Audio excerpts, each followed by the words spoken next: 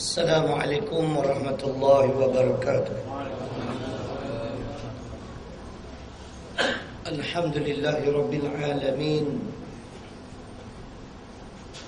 Wassalatu wassalamu ala ashrafil anbiya'i wal mursalin wa ala alihi wa sahbihi ajma'in. Rabbi shrah li sadri wa yassir li amri wahlul 'uqdatam min lisani yafqahu qawli. Wala hawla wala quwwata illa billahil 'aliyyil 'azim. Muslimin dan muslimat yang dirahmati Allah Subhanahu wa taala. A'udzu billahi minasyaitonir rajim. Subhanalladzi asra bi'abdihi laylan minal masjidil haram ilal masjidil aqsa alladzi barakna hawlahu linuriyahu min ayatina innahu huwas sami'ul basir.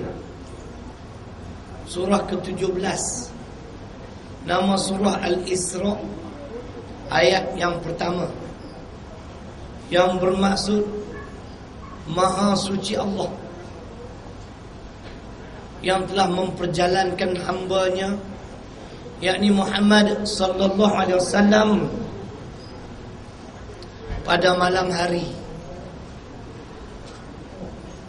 daripada Masjidil Haram di Mekah ke Masjidil Aqsa di Palestin, jarak 3000 km,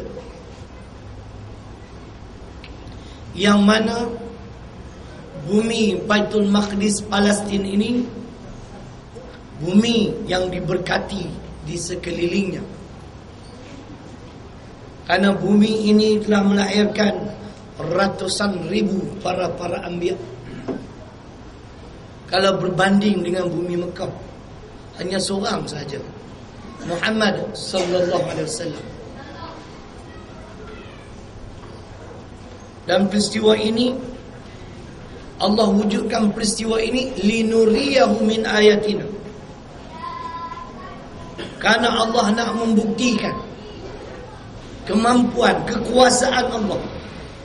Allah nak tunjuk tanda-tanda kekuasaan, kebesaran, keagungannya kepada insan pilihan ini.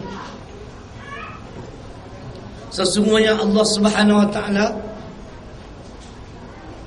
amat mendengar, maha mendengar atau amat mendengar, lagi maha melihat. Itulah di antara ayat sebagai dalil berlakunya peristiwa yang agung Isra wal Mi'raj. Dalam hadis riwayat Imam Muslim, Nabi sallallahu alaihi wasallam bersabda yang mafhumnya, bumbung rumahku dibuka dan kemudian Jibril alaihi salam masuk ke dalam rumahku, lalu dibedah dadaku, dikeluarkan hati Nabi sallallahu alaihi wasallam, dicuci dengan air Zam-Zam. Setelah ianya bersih, maka Jibril masukkan ke dalam hatiku, kata Nabi sallallahu alaihi wasallam, hikmah dan iman. Peristiwa ini, peristiwa pembedahan dada ini banyak pengajaran, tuan-tuan dan puan-puan. Karena manusia ini perlu dibersihkan, jiwa manusia ini perlu dicuci. Dalam hadis riwayat Bukhari Muslim, inna fil jasadi mudghatan idza salahat salahal jasadu kullu wa idza fasadat fasadal jasadu kullu ala wahyal qalbu. Yang bermaksud, sesungguhnya dalam jasad manusia ini ada segumpal daging. Sekiranya daging ini baik, keseluruhan jasad, yakni amalan-amalan yang dizahirkan semuanya baik.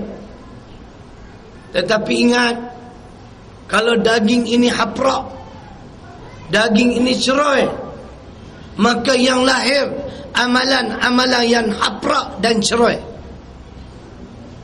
Ketahuilah, itulah hati. Saya nak jawab balik kepada golongan-golongan lawyer-lawyer buruk yang sering mengatakan, walaupun kami tak solat, kami tak pakai tudung, kami tak tutup aurat, janji hati baik sudah Ustaz. Inna Allah Ta'ala la yanzuru ila suwarikum wa amwalikum, walakin yanzuru ila qulubikum wa a'malikum. Hadis riwayat Imam Muslim daripada kitab Riyadhus Salihin. Jangan lawyer buruk lah, ni hadis dia, hadis sahih. Sesungguhnya Allah Subhanahu wa ta'ala tidak memandang rupa paras kamu dan juga harta yang kamu miliki, tetapi Allah memandang hati dan amalan kamu. Kata Imam Al-Ghazali rahimahullah, amalan-amalan yang kita zahirkan itulah yang mencerminkan hati kita yang sebenar. Kalau amalan baik, hati baik. Kalau amalan jahat, busuk, haprak, cerai, maka hati itu adalah hati yang busuk dan haprak. Kena faham elok. Kamu tak pakai tudung, hati baik, kepala bapa kamu. Tak pakai tudung, tak baik. Kamu tak solat, hati kamu baik, kamu tak baik kerana kamu tak solat. Nabi dalam hadis Bukhari ni, ada jenazah yang berlalu, sahabat memuji jenazah tersebut. Nabi kata, ya, pasti. Lalu pula satu jenazah, sahabat menyebut, jenazah ini tidak baik, amalannya dahulu tidak baik. Bukan mereka menghina, bukan mereka mengumpat, kerana mereka mengenal jenazah tersebut. Nabi kata, ya, pasti. Hadis Bukhari ini tuan-tuan, dalam kitab Bukhari. Sahabat bertanya, apa yang kamu maksudkan ya pasti ya Rasulullah? Yang pertama tadi, kerana kamu kata dia baik, ya pasti dia ahli syurga. Yang kedua, kerana kamu kata dia tak baik, ya pasti dia ahli neraka. Nabi tahu di sini kita menghukum seseorang berdasarkan apa yang dizahirkannya sahaja. Kena faham elok. Jangan jadi tak erti. Kita menghukum sesuatu perkara apa yang dizahirkan sahaja. Dalam soal akidah, perkataan, perbuatan, kita dapat melihat, kita dapat mendengar. I'tiqad, kita tak boleh tahu. Tapi kalau zahir, dia menyatakan Islam tak sesuai, maka kafirlah dia. Bukan susah sangat. Walaupun dia semayang, tak jadi Pak Haji. Kalau ada perasaan benci terhadap undang-undang Islam, Allah menjawab di dalam surah Muhammad, surah ke-47 pada ayat ke-9, zalika bi'annahum karihu ma anzalallah fa ahbata a'malahum. Yang demikian adalah kerana mereka membenci terhadap apa yang diturunkan oleh Allah, maka terhapuslah segala pahala amalan. Walaupun sembahyang sunat banyak, tapi kalau menolak Al-Quran dan Sunnah, menolak perundangan Allah, maka terbatal semua pahala amalan. Tak ada, ilek poci. Kita minum dulu. Itu baru mukadimah, bukan betul-betul lagi, baru cobaan. Muslimin dan muslimat yang dirahmati Allah Subhanahu wa taala, kena faham elok. Jiwa perlu dibersih. Kalau jiwa itu bersih, yang akan lahir amalan-amalan yang diredai Allah. Kalau jiwa tu kotor, sudah pasti amalan yang dizahirkan juga adalah amalan yang tidak baik. Kemudian kata Nabi sallallahu alaihi wasallam, Jibril datang membawa dua mangkuk. Satu berisi dengan hikmah, satu berisi dengan iman. Maka dimasukkan hikmah, kemudian iman ke dalam hatiku tadi. kemudian ditutup semula, dijahit semula. Begitulah lebih kurang dalam bahasa kita. Di sini pengajaran penting. Islam bermula dengan ilmu. Hasil ilmu yang kita pelajari, maka timbullah keyakinan ataupun iman. Iman yang sahih pasti akan melahirkan amal-amal yang soleh. Di sini pengajarannya ilmu, iman, amal. Bukan iman, amal. Ilmu dulu, iman, amal. Kita dengar apa yang disebut oleh Sayyidina Ali karamallahu wajhah. Takkan kita lebih pandai pada Sayyidina Ali. Man arada dunya fa alaihi bil ilmi wa man arada al akhirah fa alaihi bil ilmi wa man aradahuma ma'a fa alaihi bil ilmi. Barang siapa yang nak berjaya dalam kehidupan dunia, dia kena ada ilmu tu aja. Kita hidup di dunia ni kena ada ilmu dunia. Kalau kita pandai ilmu agama saja, ilmu dunia kita tak tahu, orang kelentong kita. Pergi bank, tak tahu macam mana nak masuk duit dalam mesin. Macam mana kita nak kirim wang keluar negara. Ilmu dunia perlu ada, baru kita boleh berjaya dalam kehidupan dunia. Barang siapa yang nak berjaya dalam kehidupan akhirat, kata Sayyidina Ali karamallahu wajhah, dia mesti ada ilmu. Kalau sekadar berjaya dalam kehidupan dunia, sengsara di akhirat, buat apa? Tapi ingat, kata dia, kalau siapa yang nak berjaya di dalam kedua-dua kehidupan, dunia berjaya, akhirat berjaya, dia mesti ada ilmu. Dalam Islam, Allah berfirman dalam surah yang sama, Al-Isra pada ayat 36, wala taqfu ma laysa laka bihi ilmun, yang bermaksud, dan janganlah kamu mengikuti sesuatu yang kamu tidak ada ilmu pengetahuan tentangnya. Apa maksud ayat ni? Contoh, orang kata Islam sudah ketinggalan zaman, kita juga menyatakan demikian. Orang kata undang-undang Islam hudud qisas ta'zir sudah lapuk, kita juga kata lapuk, murtad kita. Jangan main-main dalam urusan agama. Jangan kita jadi pak turut, ustaz, panggil ustaz lah. Jangan jadi pak turut. Ini soal akidah. Kena ingat, dalam Islam yang paling penting dan utama ialah soal akidah. Akidah rosak, walaupun sembahyang baik, Tuhan tak terima. Ada hadis Bukhari Muslim, 4 amalan yang menjanjikan syurga. Nabi sebut yang pertama dan utama, jangan mempersekutukan Allah dengan sesuatu. Yang tu dulu, jaga akidah dulu. Baru Nabi sebut wa tuqimus salah, dirikan sembahyang. Bukan sembahyang tak besar je, sembahyang besar. Akidah lebih penting. Akidah, keyakinan, keimanan.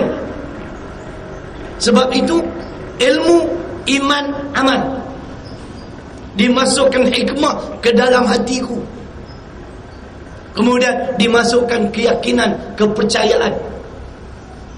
Kenapa tuan-tuan? Nabi nak diperjalankan. Di sini satu pengajaran yang penting, kerana kita semua sedar tak sedar, kita juga sedang diisrakan oleh Allah. Kita sedang berjalan, perjalanan kita untuk kembali bertemu dengan Allah. Kalau dalam perjalanan, dalam kehidupan dunia yang penuh cabaran ini, tak ada ilmu, tak ada iman, rosak, binasa kehidupan kita di dunia sampai di akhirat. Kita dengar hadis riwayat Imam Muslim, ad-dunya sijnul mu'min wa jannatul kafir. Dunia ini penjara bagi orang-orang beriman, syurga bagi orang-orang kafir. Semua hadis ini dalam kitab Riyadhus Salihin. Kita nak baca, biar baca kitab-kitab muktabar. Imam Nawawi ni bukan calang-calang, dia muhaddis. Dunia ini umpama penjara bagi orang-orang beriman. Apa maksud? Kita tidak bebas untuk melakukan sesuka hati. Karena dalam Islam ada halal, ada haram, ada dosa, ada pahala, ada syurga, ada neraka. Kalau dalam perjalanan kita untuk pulang bertemu dengan Allah, tak ada ilmu, yang haram pun kita makan, dosa pun kita kerjakan, neraka pun kita tak takut, kerana kita tidak ada ilmu. Ingat. Tapi bila ada ilmu, kita tahu batas-batas apa yang boleh kita amal, apa yang kita wajib tolak. Syurga bagi orang kafir memang betul, mereka tak ada pantang larang. Dia nak buat apa buat, kerana akidah mereka bukan akidah Islam. Bagaimana kita nak membasmi kejahilan? Tadi ayat yang saya baca Al-Isra 36, Allah tidak membenarkan kita jadi manusia yang pak turut. Orang kata tak sesuai, kita kata tak sesuai. Orang kata ketinggalan zaman, kita kata ketinggalan zaman. Kalau soal akidah, rosak akidah, terkeluar pada Islam, batal iman kita. Bagaimana kita nak membasmi kejahilan? Saya nak baca 3 hadis. Malam ni insyaAllah banyak Al-Quran, banyak hadis. Hadis sahih semua, insyaAllah. Ketiga-tiga hadis ini dalam kitab Riyadhus Shalihin pun ada, Matan Arba'in pun ada. Yang pertama hadis riwayat Bukhari Muslim, muttafaqun alaih, man yuridillahu bihi khairan yufaqihu fid din. Yang bermaksud barang siapa yang Allah nak beri kebaikan kepadanya, maka Allah fahamkan dia di dalam urusan agama. Kena faham elok-elok syarah hadis. Manusia yang nak jadi baik, manusia yang memahami selok-belok agama Islam. Fahamlah? Halal haramnya, dosa pahalanya, perkara-perkara membatal 2 kalimah syahadah, kena faham. Manusia yang nak jadi baik, Allah fahamkan dia dalam urusan agama. Nak memahami dalam selok-belok urusan agama, kena menuntut ilmu agama. Kita kemukakan dalil kedua, hadis riwayat Imam Muslim. Wa man salaka tariqan yaltamisu fihi ilman sahhalallahu lahu tariqan ila jannah. Matan Arba'in hadis 40. Tuan-tuan akan bertemu dengan hadis ini. Barang siapa yang menempuh satu jalan untuk menuntut ilmu agama, maka Allah akan permudahkan baginya jalan-jalan menuju ke syurga. Apa maksud hadis ini? Maksudnya ilmu agama yang kita tuntut ini bakal menjadi lampu suluk, sehingga kita dapat membeza yang mana jalan yang lurus, yang mana jalan yang sesat. Tanpa ilmu kita tak dapat beza.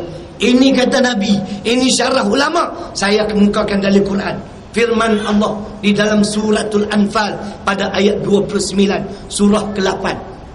Ya ayyuhalladzina amanu in tattaqullah yaj'al lakum furqana. Yang bermaksud, wahai orang-orang yang beriman, sekiranya kamu bertakwa kepadaku, aku akan ajar kamu, akan ilhamkan kamu furqan. Kamu menjadi manusia yang dapat membeza yang mana jalan yang lurus, yang mana jalan yang sesat. Tapi jadi orang, nak jadi orang bertakwa mesti bermula dengan ilmu. Tak ada orang bertakwa tu orang yang jahil, tak ada. Orang bertakwa semua orang berilmu, orang yang mengenali Allah, orang yang cinta Allah, orang yang cinta kepada Rasul. Kena ada ilmu.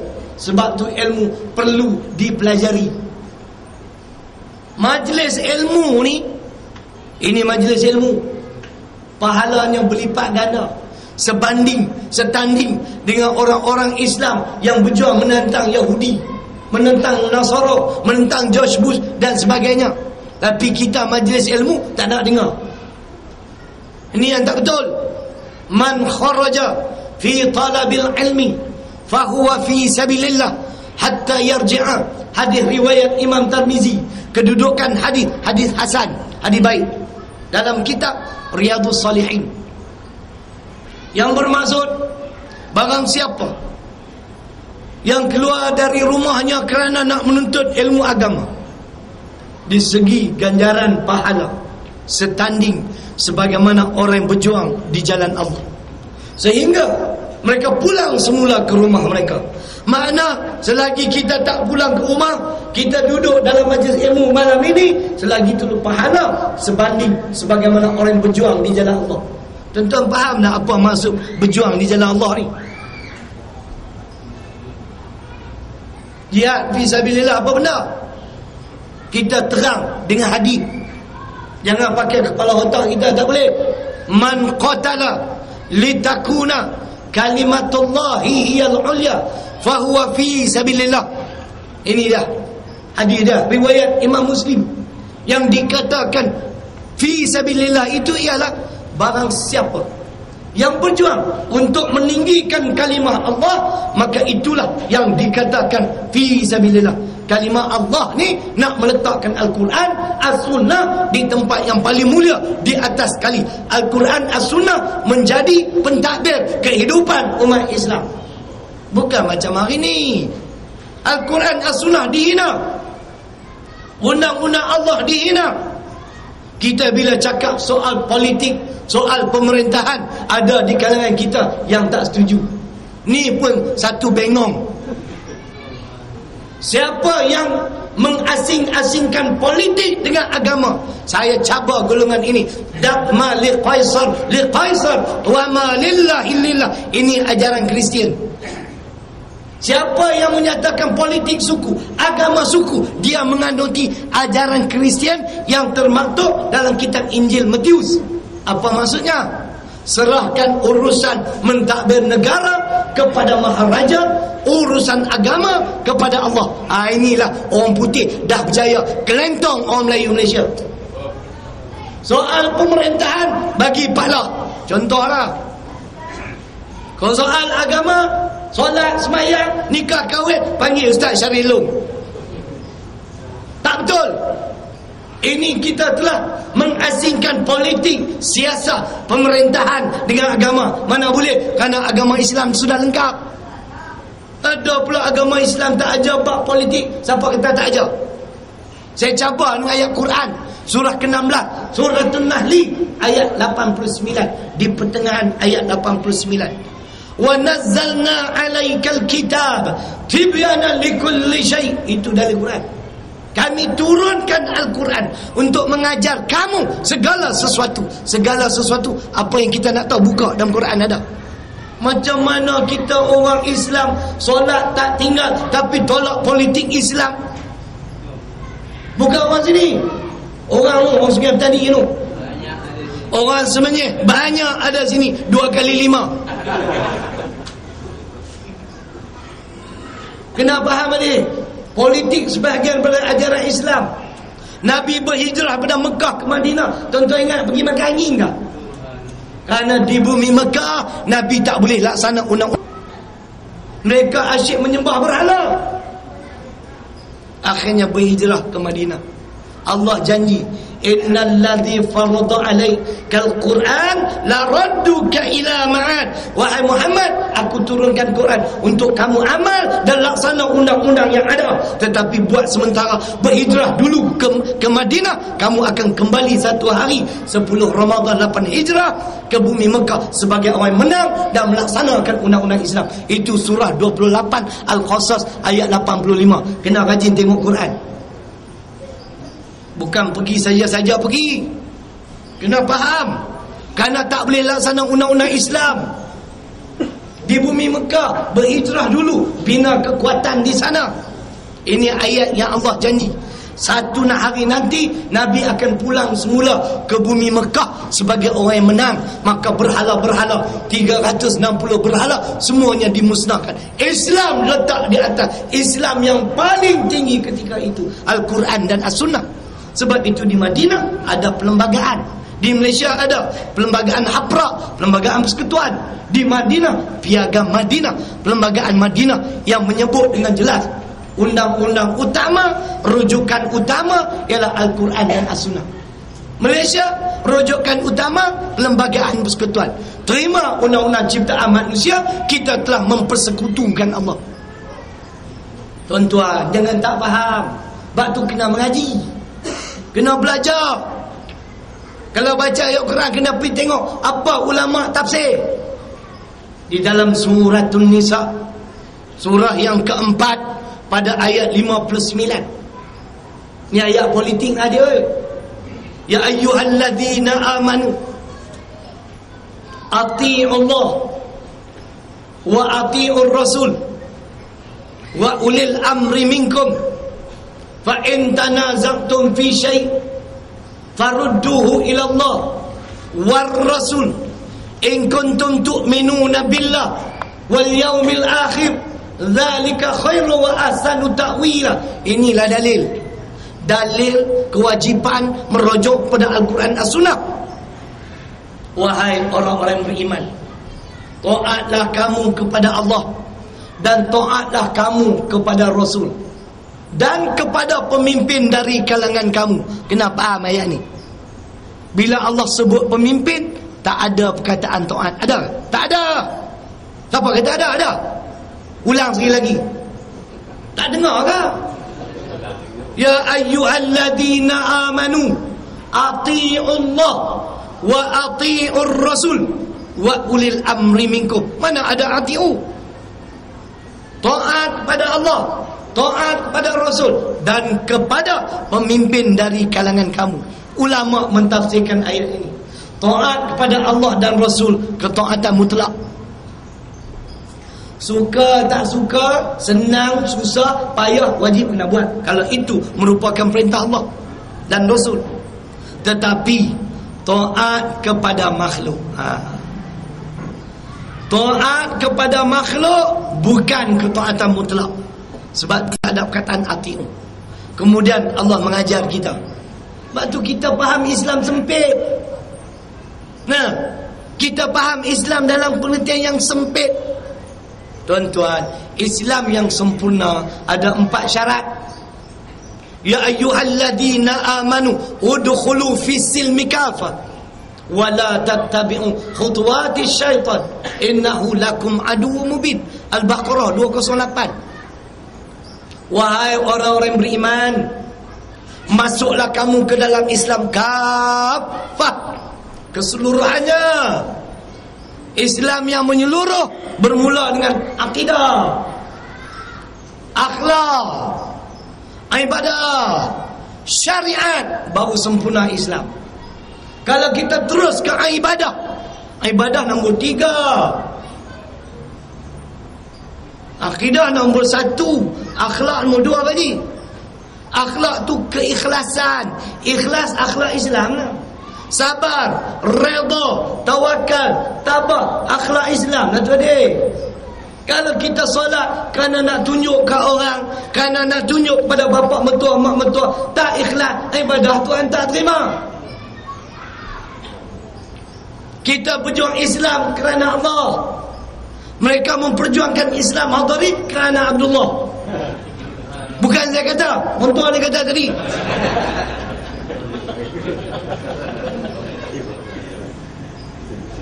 Kita berjuang kerana Allah. Inna salati wa nusuki wa mahyaya wa mamati lillahi rabbil alamin. Surah ke-6 Al-An'am ayat 162. Sesungguhnya solatku, ibadahku, hidup matiku kerana Allah, bukan kerana Abdullah. Ini kena faham. Islam yang sempurna di segi akidah. Kemudian akhlaknya cantik, ikhlas, redha, sabar, tabah, tawakal, tu semua tu akhlak. Kemudian baru ibadah, sembahyang ikhlas kerana Allah. Kemudian kena ada syariat. Mana boleh terima pakai syariat ciptaan manusia? Tuhan tanya kita, afa hukmal jahiliyati yabun wa man ahsanu minallahi hukma liqaumin yuqinun. Al-Maidah ayat 50. Apakah undang-undang ciptaan manusia yang kamu nak amalkan, yang kamu kendaki? Undang-undang siapa yang lebih baik daripada undang-undang Allah? Nak tanya adik, undang-undang Allah ke baik undang-undang ciptaan manusia? Sudah pasti undang-undang Allah. Allah cipta kita, Allah bagi makan minum kita, Allah cipta alam. Tiba-tiba makan rezeki Allah, minum rezeki Allah, sedut udara Allah, tolak undang-undang Allah. Mana boleh? Sebab tu kena faham, taat kepada pemimpin bukan taat mutlak. Pemimpin haprak wajib ditolak. Pemimpin yang menolak Al-Quran wajib ditolak. Tak lagi saya sebut dalil dari Quran. Betul je. Apa dia? Betul. Memang betul pun. Siapa nak kata tak betul, kita forum perdana kat Timai tu. Allah mengajar kita, fa in tanazaqtum fi syai', maka apabila kamu bertelingkah dalam satu perkara. Tengok Tuhan ajar kita. Ini yang Nabi laksana di Madinah. Faruddu ila Allah war Rasul, rajuk pada Allah, yakni Al-Quran, Rasul, As-Sunnah. Allah kata, in kuntum tu'minuna billah wal yaumil akhir, sekiranya kamu beriman dengan Allah dan hari kemudian. Orang beriman kepada Allah dan hari kemudian, dia kena merujuk Al-Quran, As-Sunnah. Dan Allah menjanjikan, zalika khairu wa ahsanu ta'wila, yang demikian itu adalah lebih baik dan lebih elok kesudahannya bila umat Islam ni, orang Melayu Malaysia, sudi merujuk pada Al-Quran, As-Sunnah. Al-Quran, As-Sunnah menjadi pengadil keputusan yang bakal kita capai yang terbaik bagi semua pihak. Tapi kita tak yakin. Kita terima pakai undang-undang ciptaan manusia. Syirik. Nampak tak? Sebab tu yang saya sebut tadi, bahawasanya kita kena menuntut ilmu.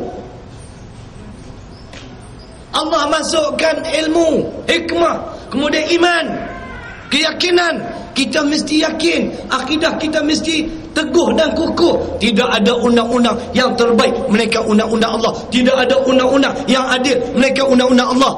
Makan rezeki Allah, minum rezeki Allah, undang-undang Allah tolak, mana boleh? Ini sempit.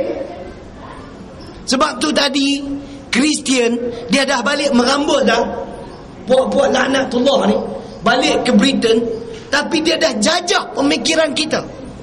Orang Melayu berpandangan soal-soal mentadbir negara serah kepada pemimpin, soal agama serah pada ustaz, kepala bapa dia.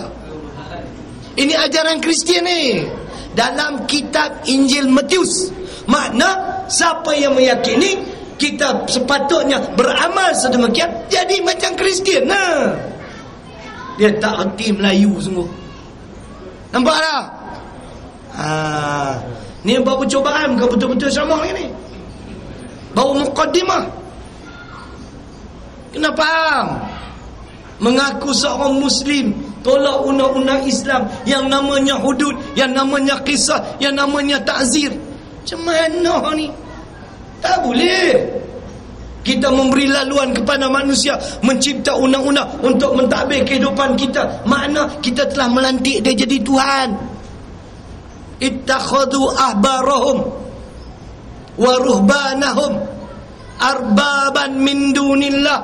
Tu ayat dia, At-Taubah ayat 31.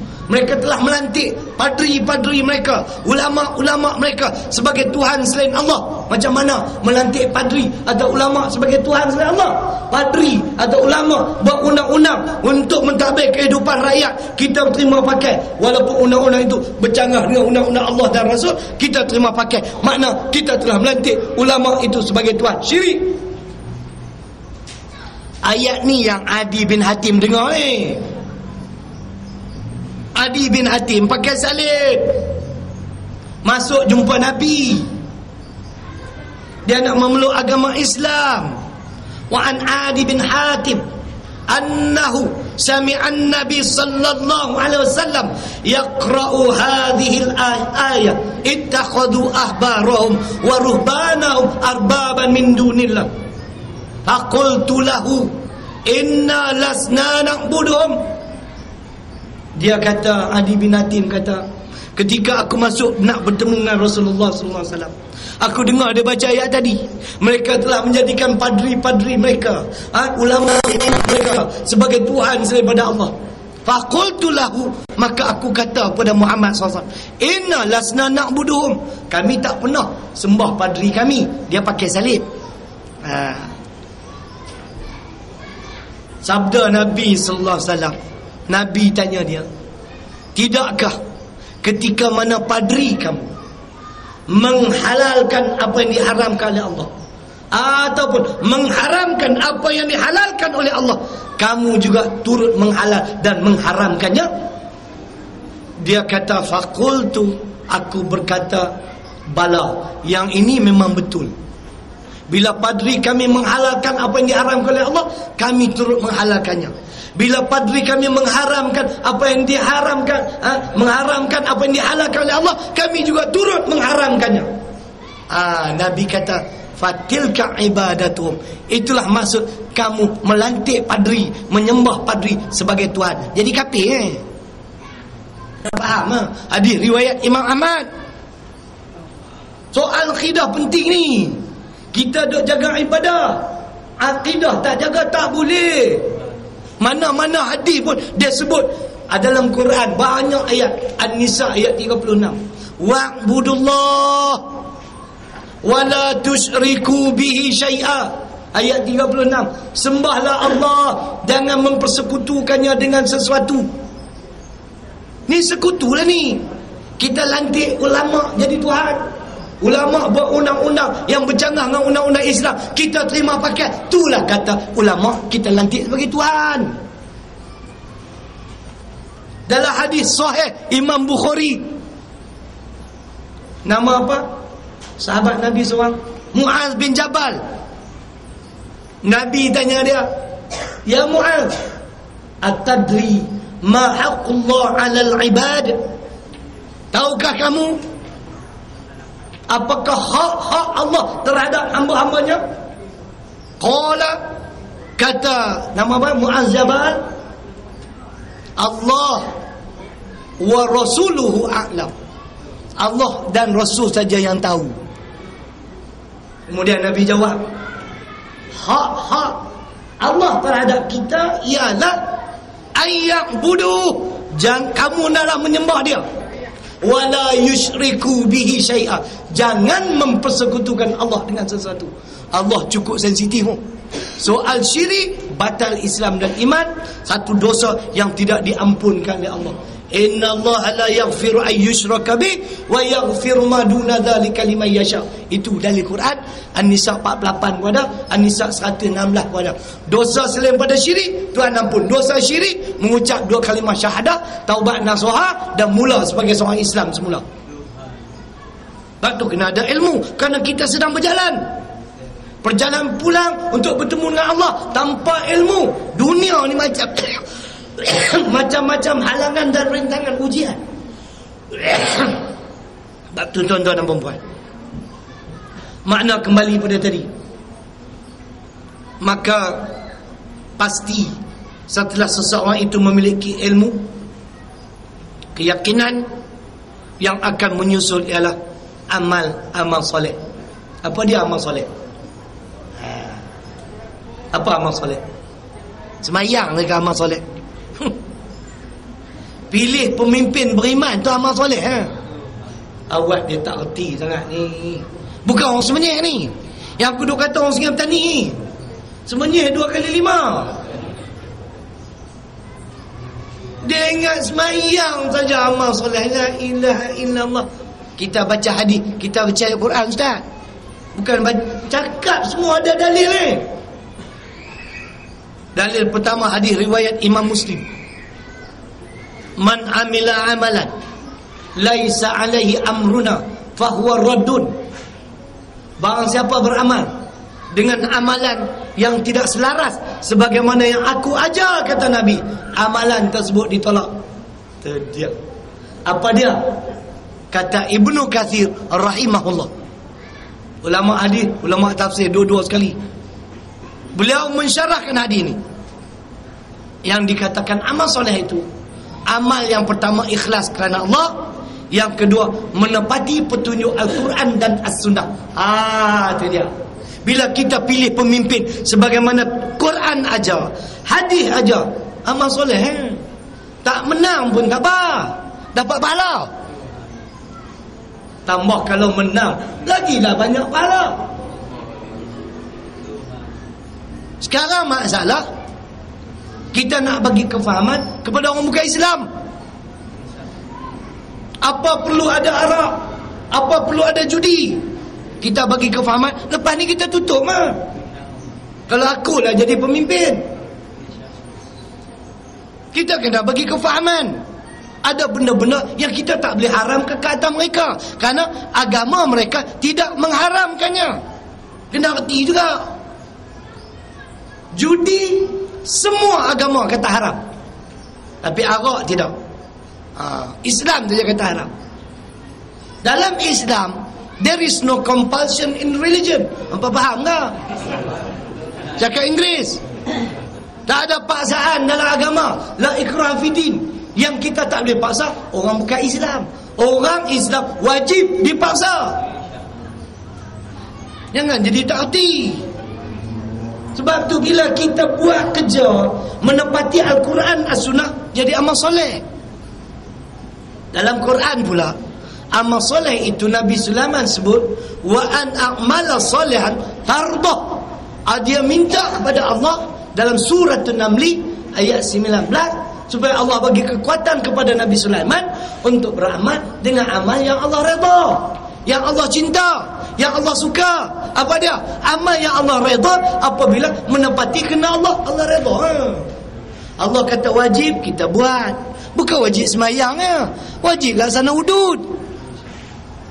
Sekarang tuan-tuan, kita nak laksana hudud, orang bukan Islam belum faham. Orang Melayu haprak tak mau, lagi susah. Kita nak marah orang bukan Islam, dia memang tak faham. Hak Melayu ni pun serupa. Bila kita sebut hudud, buat hidung kembang. Ustaz sentuh sikit politik Islam, buat hidung kembang. Jadi kafir. Jangan main-main. Mana boleh kita benci kepada undang-undang Allah? Semayang jagung, nak masuk masjid baca doa, nak keluar masjid baca doa. Sunatnya yang tu. Bukan kerana tak baca doa tu tak sah solat. Yang akidah tak nak jaga. Dia tak yakin dengan undang-undang Allah. Saya yakin undang-undang Allah. Kok-koklah sahabat-sahabat tak kenal saya. Saya dulu makan gaji juga. Terlibat dengan sistem riba. Riba dosa besar. Tahu riba? Tidur atas riba tau. Itu tak apa. Aku pun tidur atas riba bini aku. Bini aku ikut suka akulah. Makan riba tak boleh, haram. Saya berhenti kerja, hidup sampai hari ni. Saya yakin ikut Islam tak susah. Ini kita ikut Islam segi ibadah, akidah. Ibadah pun kita cerita betul lah tu.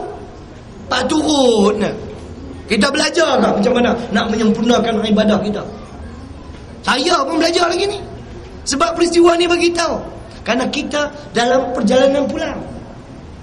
Kita Isra ni. Dunia penjara. Tak ada ilmu, haram pun makan. Tak ada ilmu, bekerja dosa-dosa pun buat. Sokong pula pemimpin zalim pula. Mayang tak tinggal, dai hitam, sokong pemimpin Tagut. Bukan sini. Sini ya.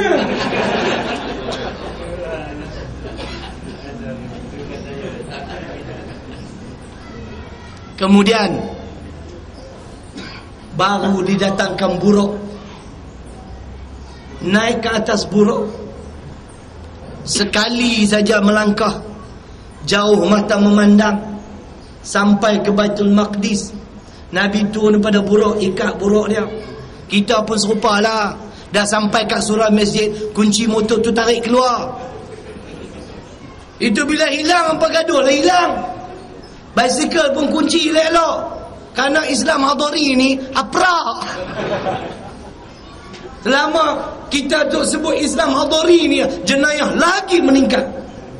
Kerana Islam hadari tak betul. Kalau dah betul, takkan kerajaan Selangor kata diharamkan apa juga bentuk Islam hadari. Pasal tak betul lah. Mana boleh tambah-tambah. Inna dina indallahil Islam hadari. Ada? Mana ada? Inna dina indallahil Islam. Ali Imran ayat 19. Sesungguhnya agama yang benar lagi diredai Allah ialah Islamnya. Jangan pandai-pandai nak tambah. Al-yawma akmaltu lakum dinakum. Kami telah sempurnakan bagi kamu agama kamu. Pandai-pandai pula. Rukun Islam 5 perkara. Rukun Islam hadari 10. Tu dia. Mana datang ni? Ni yang susah ni. Nah.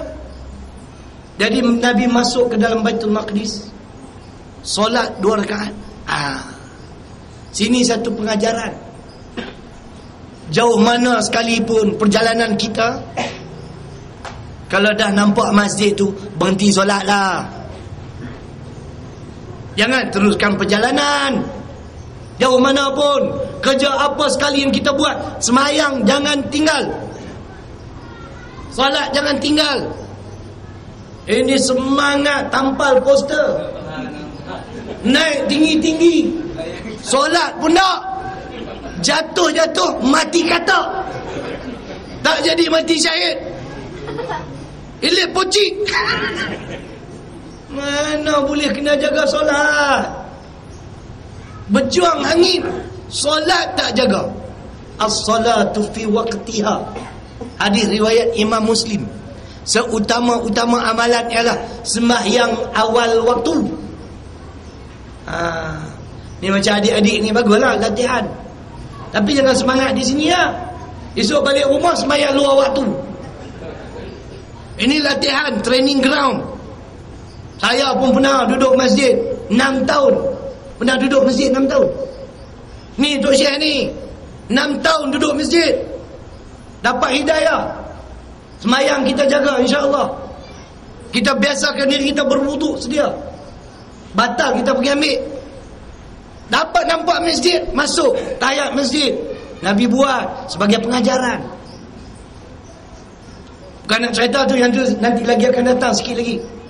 Kemudian Nabi kata dalam hadis riwayat Imam Muslim, aku keluar, Jibril datang sekali lagi membawa satu dulang.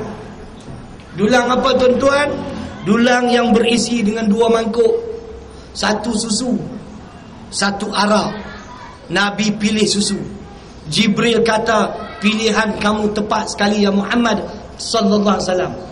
Susu, kata Imam Nawawi rahimahullah, lambang agama Islam. Islam dengan erti selamat, sejahtera, aman, tentera. Itulah Islam. Siapa yang berpegang, yang pilih Islam, selamat kehidupan, tenteram kehidupan, bahagia kehidupan. Tapi kalau tolak Islam, ambil Islam hadari, macam ni lah. Jenayah meningkat, bala bencana bertalu-talu, tsunami datang, macam-macam bala petaka yang Allah timpakan ke atas umat Islam. Saya nak baca 3 dalil Quran, 1 hadis sahih bila orang menolak Islam. Yang pertama, di dalam surah, kita ambil surah Taha dulu, surah ke-20 ayat 124. Wa man a'radha an dzikri fa inna lahu ma'isyatan dhanka. Sebahagian ayat cukup. Dan barang siapa yang berpaling daripada petunjuk aku, tolak Islam, tolak Quran, tolak as-sunnah, fa inna lahu ma'isyatan dhanka, maka kami akan hadapkan mereka kepada kehidupan yang sempit. Apa dia kehidupan yang sempit? Jiwa senantiasa gelisah dan bimbang, tidak tenteram kehidupan dia. Kerana apa tuan-tuan? Macam-macam masalah dalam kehidupan mereka. Kita baca hadis riwayat Ibnu Majah, hadis sahih. Saya baca hadis ni depan Syekh di Yaman tahun lepas. Syekh ni muhaddis, umur 87 tahun, 60 tahun ajar hadis. Wa ma lam tahkum a'immatuhum bi kitabillah wa yatakhayyaru mimma anzalallah illa ja'alallahu ba'sahum bainahum. Hadis riwayat Ibnu Majah yang bermaksud, dengar baik-baik, apabila pemimpin satu kaum, pemimpin kita ni lah, enggan melaksanakan undang-undang Islam yang termaktub dalam Al-Quran dan As-Sunnah, dan mereka tidak mau menjadikan Al-Quran As-Sunnah sebagai pilihan melainkan janji Nabi, ini hadis peristiwa akhir zaman, kehidupan umatku ketika itu akan ditimpa masalah demi masalah yang tidak putus-putus, porak-poranda kehidupan umatku. Kita tengok hari ini gejala-gejala sosial, na'udzubillah, kadar jenayah terus meningkat. Tiap-tiap hari kes bunuh, rogol, ragut, rempak, samun dan sebagainya. Ini hadis dia, ini ayat Quran dia. Kerana berpaling, kehidupan kita jadi kehidupan yang porak-poranda. Jiwa tidak tenang, gelisah, bimbang. Tawakal juga kepada Allah. Ikhtiar usaha kena ada. Siapa kata tawakal kepada Allah bulat-bulat, pembohong. Inna Allah la yughayyiru ma biqaumin hatta yughayyiru ma bi anfusihim. Surah ke-13 Ar-Ra'd ayat 11. Nasib satu kaum tak akan berubah kalau asyik tawakal lah. Mereka mengubah apa yang ada pada diri mereka. Daripada seorang guru menjadi seorang banker, daripada seorang banker menjadi seorang ustaz. Siapa dia? Aku lah. Saya usaha sambil berdoa kepada Allah, jangan tinggal. Mana boleh berpeluk tubuh tawakal. Saya tak nafi. Tawakal kata Imam Syafi'i ialah tidak mengharap kepada yang lain kecuali Allah. Itu tawakal yang betul. Tak nampak makhluk, tak nampak siapa-siapa, nampak Allah. Ikhtiar usaha wajib. Ayat saya baca Ar-Ra'd ayat 11. Kalau tak ada ikhtiar usaha nak jadi alim, mampus tak alim. Nah, ikhtiar usaha tak ada nak jadi pemimpin, tak boleh, kena masuk pilihan raya. Jadi 2012 aku nak masuk, insya-Allah Menteri Besar Kedah. Jemaah tabligh pergi, aku bagi makan nasi semua free. Nasi biryani hari-hari. Nah, tak ada masalah, tak ada sekatan, tak ada alangan. Orang buat kerja Islam, kita gabungkan. Nah, kita tak berkemampuan nak buat macam sahabat, kita buat melalui ceramah. Sahabat buatlah kerja dia, tapi kita sama-sama gabung untuk memenangkan Islam. Jangan sesekali sokong taut. Nampak tak tuan-tuan? La takbir pun takbir. Kuatlah sikit.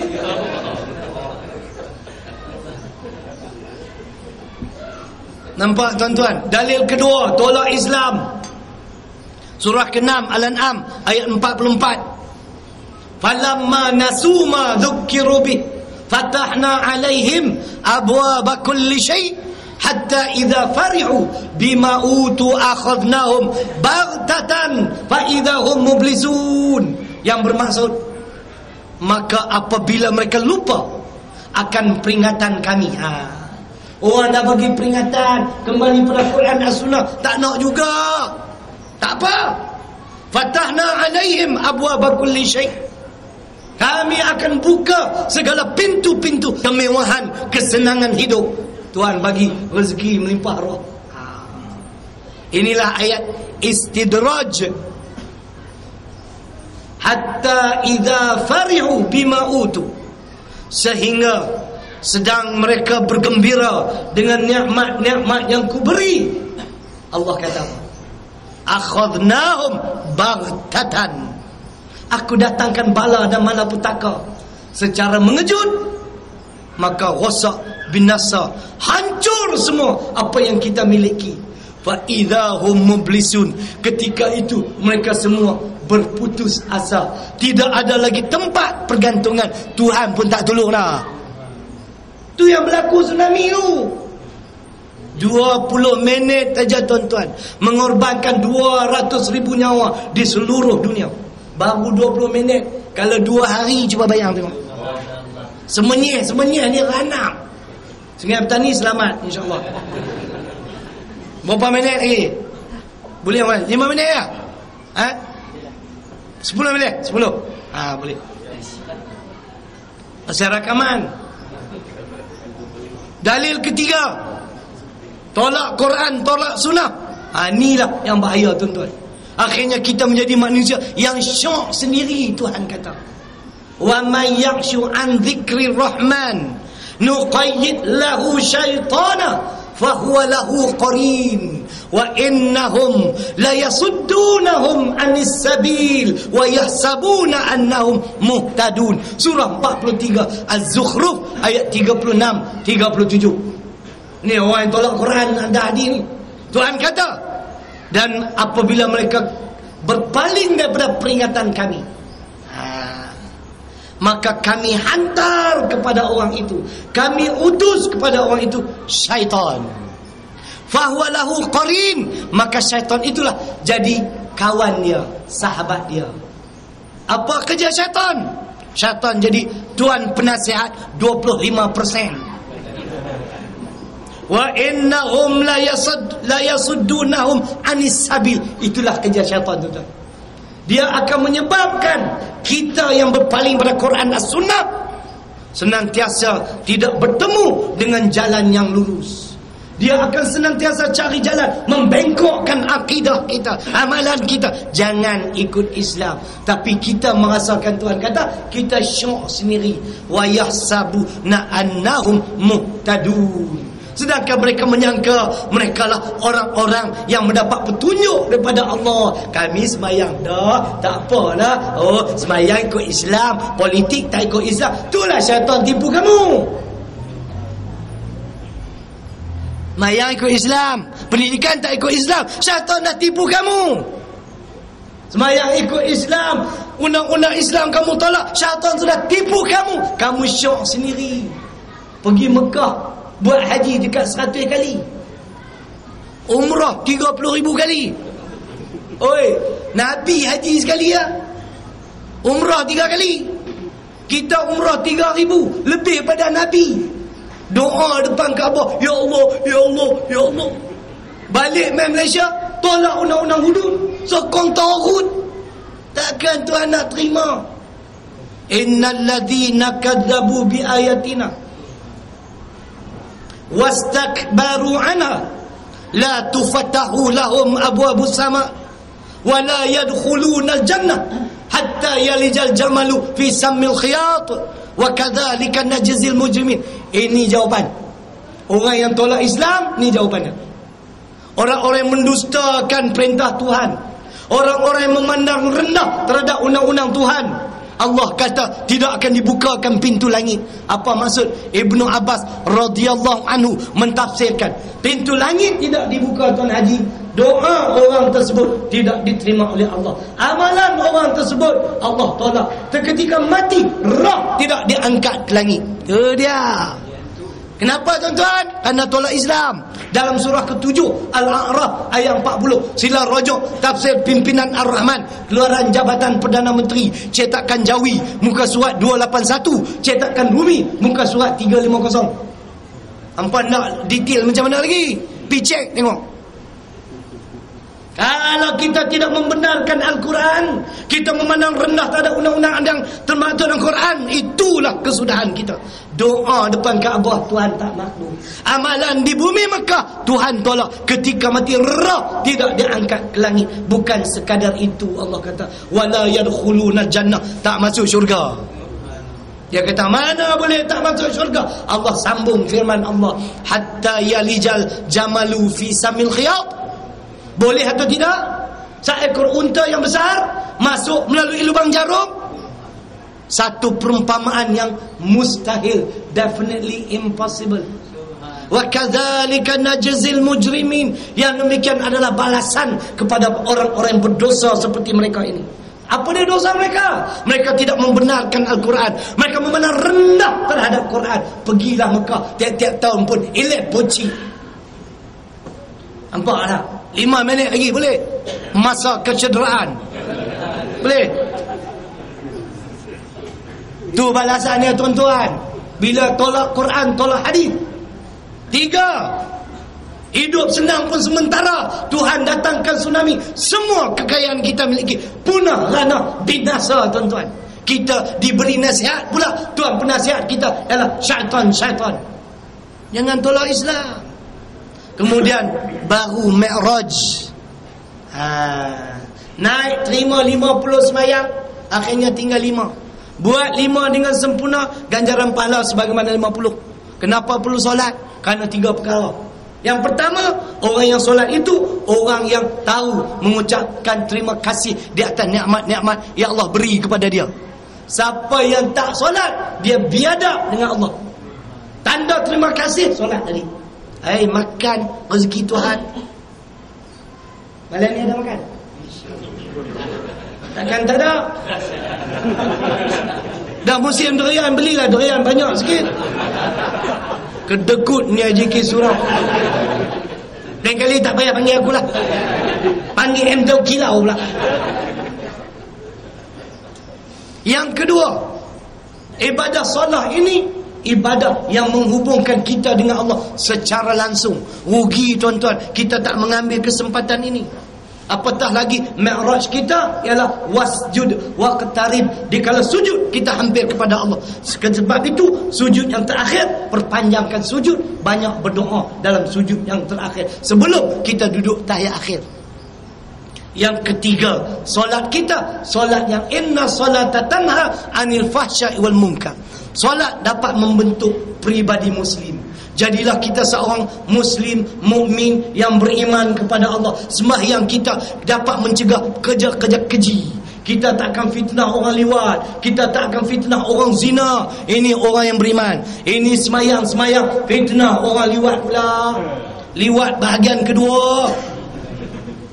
Apa nak jadi ni? Buat kerja keji, buat kerja-kerja mungkar, menganjurkan program-program maksiat. Ini semua kerja mungkar. Sembahyang jenis ni tak terpakai di sisi Allah. Sepatutnya solat kita dapat mencegah keji dan mungkar. Ayat Quran Al-Ankabut ayat 45. Sebab itu akhir sekali, orang yang tidak solat, Allah berfirman dalam surah Al-Muddathir surah 74 ayat 42-43, ma salakakum fi saqar qalu lam nakum minal musallin. Ditanya kepada penghuni neraka Saqar, kenapa kamu berada dalam neraka? Apa kesalahan kamu? Di antaranya kesalahan mereka, qalu lam nakum minal musallin, dahulu kami tak pernah solat. Rumah kami bersebelahan surau masjid, kami tak pernah mai. Bukan sebenarnya Sungai Petani, sebenarnya ada juga. Apa tak solat? Ayat Quran kata akan dicampak ke dalam neraka Saqar. Mudah-mudahan Isra' wal Mi'raj pada malam ini dapat memberi manfaat kepada saya, pada tuan-tuan dan perempuan, ribuan kemaafan, terkasar bahasa dan sebagainya. Aqulu qawli hadha wa astaghfirullahalladzi li wa lakum. Assalamualaikum warahmatullahi wabarakatuh. Takbir. Allah. Enggak boleh. Satu pengumuman. Sepatutnya memang saya nak ceramah 1 jam setengah, tapi oleh kerana rakaman ni tuan-tuan, RTM bagi tahu sejam saja. Dia tak mau lama-lama. Jadi kita buat sejam lah untuk RTM. Jadi satu pengumuman seperti biasalah. Malam ini ya, sahabat saya ada bawa satu oleh-oleh untuk membantu sekolah agama rakyat di Beras Perak, iaitu telur masin. Satu paket RM3, buatan orang Islam. Telur yang dicuci, dibasuh dengan air laut. Telur itik. Jadi kalau tuan-tuan nak beli sambil menderma, menyumbang, membantu sekolah tersebut, telur masin ada kat luar. Ada lagi. Ada VCD, tengok sendirilah kalau minat. Ada lagi. Ada krim Nur Syifa, sakit pinggang, sakit lutut, migraine, sesama, buasir, hanya perlu sapu saja. Jangan makan. Kalau makan mau, sapu saja. Sapu tempat mana yang sakit, hanya perlu sapu. Harga malam ni istimewa. Harga betul RM15, malam ni RM12 saja. Jualan tengah tahun. Nak murah lagi, jualan hujung tahun, tu lambat lagi. Malam ni RM12. Bagus tuan-tuan. Krim Nur Syifa ni juga membantu sebahagiannya sumbangan kepada Ma'at Tafiz di Kajang. Ustaz Khairuddin tu, Tokeh dia beritahu setiap bulan dia sumbang kepada, di antaranya Ma'at tu lah, dan pelajar-pelajar yang mengaji ilmu agama. Tu. Ada lagi. Saya pun nak buka Ma'at Tafiz tuan-tuan. Bangunan dah dekat-dekat, nak siap dekat-dekat, tapi tak siap lagi. Pasal apa? Kasih leh. Rombo custom. Duit tak ada, hati manya susah. Tak berapa cukup lagi. Belah atas, siling belum pasang, wiring belum buat. Siapa-siapa nak wakaf, kita buka satu bahagian RM10 je. Kan banyak pun bagi RM10 lah. Tolonglah sikit. Tahun depan kita akan buka tadika Islam. Lepas tu insya-Allah saya pulang semula ke utara minggu depan. Minggu ni saya akan mesyuarat nak buka tahfiz. Di bahagian atas tu tahfiz, bawah tadika Islam. Siang hari program muslimat, kuliah muslimat fardu ain. Jadi kalau tuan-tuan nak menyumbang RM10 saja. Keluarkan wang, niat ini wakaf, wakaf kerana Allah. Masukkan ke dalam tong yang akan disediakan. Keluarkan wang, masukkan duit dalam tong. Niat dan masukkan duit. Jangan niat saja duit tak masuk. Kena masuk duit sama. Ada lagi. Manalah tahu malam ni tuan-tuan dan perempuan datang tak bawa duit. Rumah tuan-tuan dan perempuan dekat, pergilah balik ambil duit, aku tunggulah. Yang tu pun nak kena ajar coy. Jadi terima kasih kepada semua kerana perhatian. Mudah-mudahan kita bertemu lagi di masa-masa akan datang. Assalamualaikum warahmatullahi wabarakatuh.